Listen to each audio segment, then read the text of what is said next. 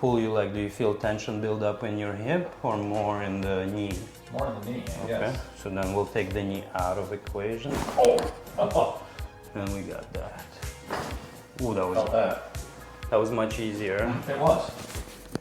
So it's that swing that you keep rotating. So now that we're going to be restoring the motion of your SI joint, the power will start to improve because there's another link in the kinetic chain to produce power, of course.